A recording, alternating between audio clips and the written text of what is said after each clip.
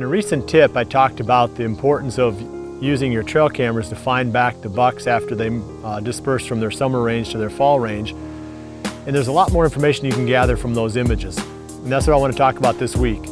First thing I want to find is which bucks are more homebodies and which bucks are prone to travel longer distances and not be in the area as much.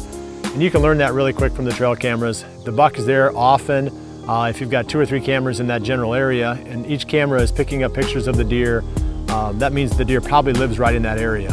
Because if he's a roamer, he's going to be there for a day or two, then he'll be gone for maybe, it could be a couple of weeks or more until he shows back up on the camera again.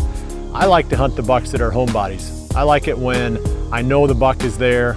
I can start to learn more about that deer. It makes a lot more sense to me to try to pattern a deer that's more or less living in that area rather than one that just showed up there one time. So I want to find the homebodies. I'm not saying I'm not interested in the other bucks.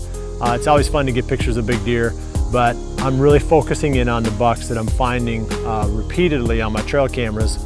Then I'll start to circle that area a little bit more. I might move the same camera, or if I've got more cameras, I'm going to tend to make a perimeter around the area that I think is the core area where that buck lives. I really want to know as much as I can about him, obviously. I want to know how big his range is, if I can figure that out from the trail cameras. But the next thing I'm looking for, he's a homebody. I want to know if he's moving during the daytime or not. And you can learn that just as easily from these trail cameras as you can from being out there in the field day after day after day. The camera's going to tell you if that buck's moving during the day. If he's not moving during the day, I'm probably not going to hunt him very much. I don't want to be in there educating deer, making impact, leaving my scent, making it more difficult for the deer to be comfortable in that area at a time when my odds are a little bit lower of being successful. When the deer's moving during the day and I know where he lives, there's a pretty good chance I can put together a strategy where I can get a shot at that buck.